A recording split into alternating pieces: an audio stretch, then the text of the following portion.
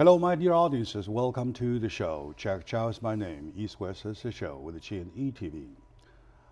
Lately, to be more specifically, about a week ago, we heard all from the news in Japan. They kind of restored or revived the Article 9 of their constitution, which is in terms of their national defense, quote unquote, right? And there is a very, very, very big voice arousing from both directions. Have a loud voice with the proactives, a loud voice with the foes. So the opposing party, both the opposing parties, including many nations of the international community, are trying to doubt or are putting up their doubt about where Japan is heading. And they're from themselves, among the right wings, they're really trying so hard to push it to an end that has just passed, right? So, well, I'm really worried about the thing, especially at the moment we just finished the quote-unquote celebration of the 70th anniversary of winning World War II. So, are we left of nowhere? So, I don't know.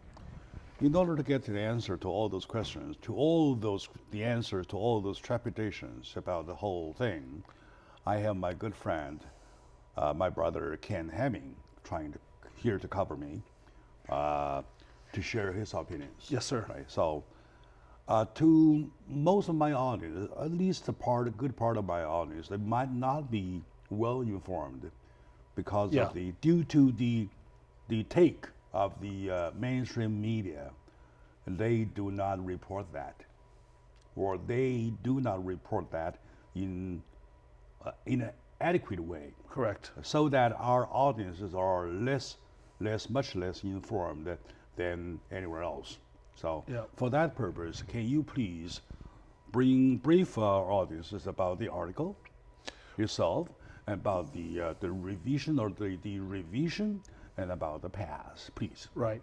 Well, Article 9, I mean, of the Japanese Constitution after World War II, which was ratified on November 3rd, 1946, is really an anti-belligerency article. It says that Japan is declined from participating in belligerent activities, in aggressive activities regarding other countries, and that their military strength, which would not be called military, but would be called a defense, national defense. Is limited to protecting their homeland. Yes.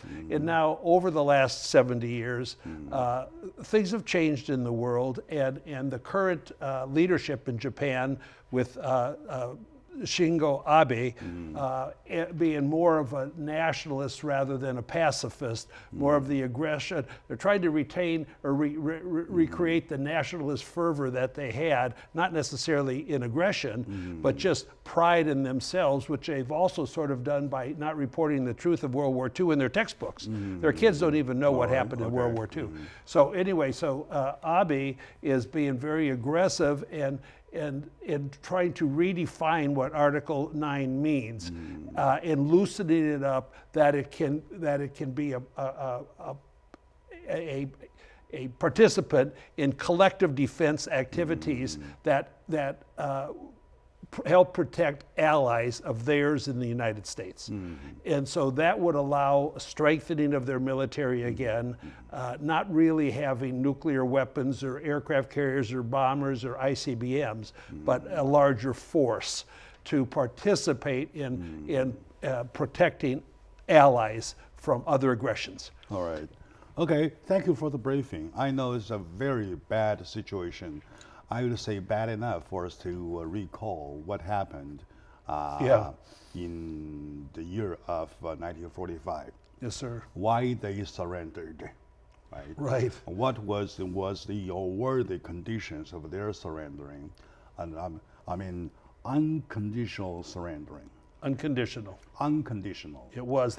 Unconditional meaning that they got to do what the national community told them to do.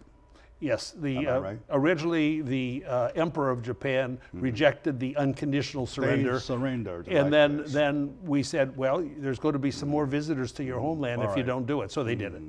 You confirm you have a homeland, protect yourself. That's it. Right, Yeah, right. take care of your own business. Very The strongly. world has nothing to do with you.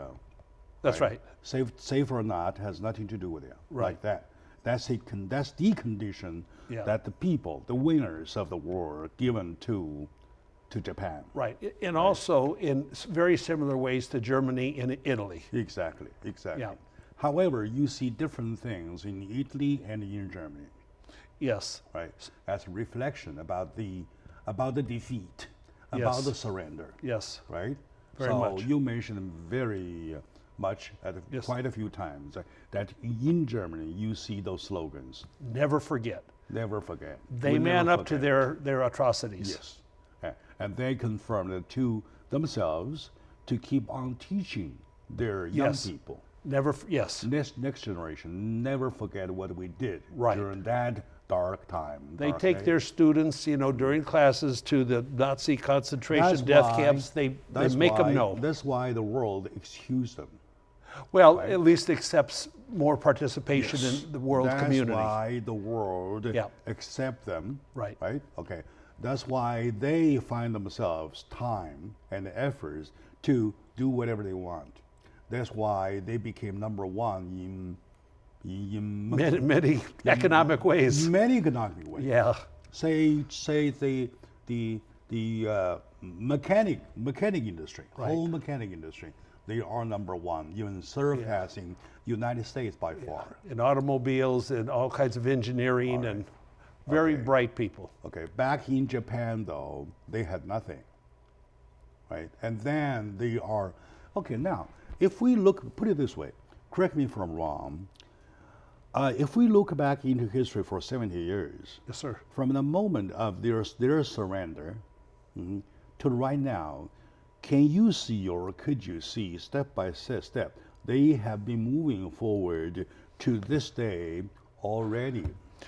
There's been peaks and valleys of that emotion. That many of the people are very, very pacifistic oriented and afraid of any aggression because look what happened last time they went that direction. So the people are pretty knowledgeable, pretty good in this, okay? And so it's been with their revisionist history in their textbooks, and now Abe is probably the most nationalistic president, aggressively seeking more power and the ability to defend others while not addressing, any of their own potential aggressive personalities. Some refers it to as nationalism. Nationalism. I That's the ultimate. The way I look at them, I call them fascism. Fascism, right? Because they are restoring what they did. They are trying to get back to those days, right? They're trying to enable themselves to invade, to create another war. Well, they're wars. far, far, far weaker than they were. In America and other countries are far, far stronger than we were. And we're very integrated with Japan's life. And so it makes it much harder for them to become aggressive. But America has embraced this redefinition of Article 9, which I think you You're right. disagree Okay, with. all right, of course. So we'll touch Yeah. that part later on. Yeah. I want to first focus in Japan, inside Japan. Yes, sir. So let's analyze inside Japan, when people concerned, why would there be some kind of strong calls for this right-wing extremist to call to revise the definition of that article? Well, Abe's party does have sort of control, or at least a majority in the Diet, which is their Congress. Okay, so they have enough strength in voting power right now.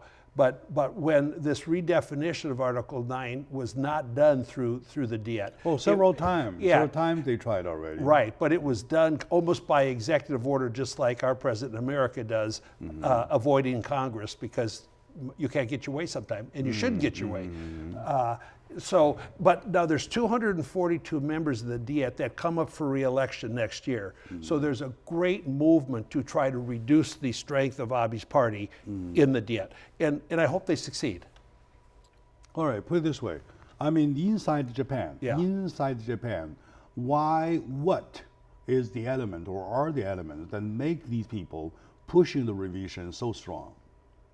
Well, there's been changes, you know, in the climate of countries around there. North Korea, China, South Korea, the South China Sea issues, and like in World War II, China was our ally, okay? And right now we're not tight allies. I'd love us to be. I love Chinese people massively, as you know.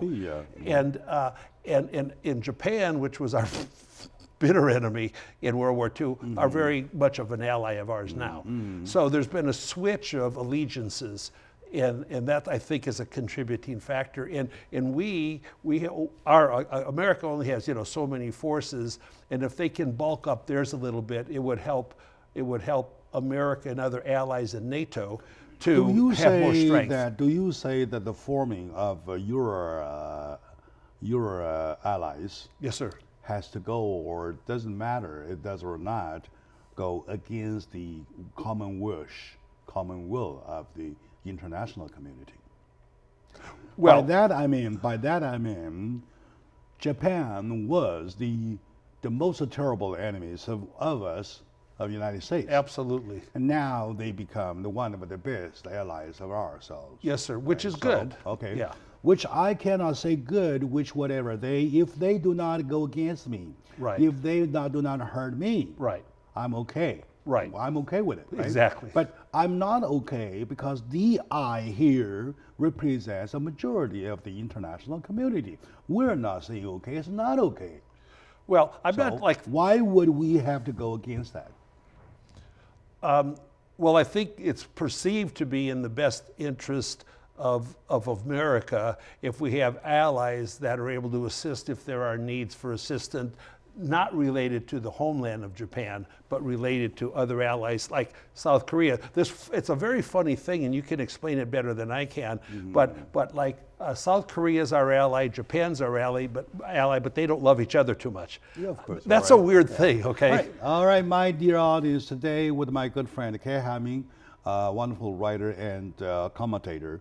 We're trying to look into Japan, try to peel this onion, see what's inside of that very onion that most people find quite necessary to look into.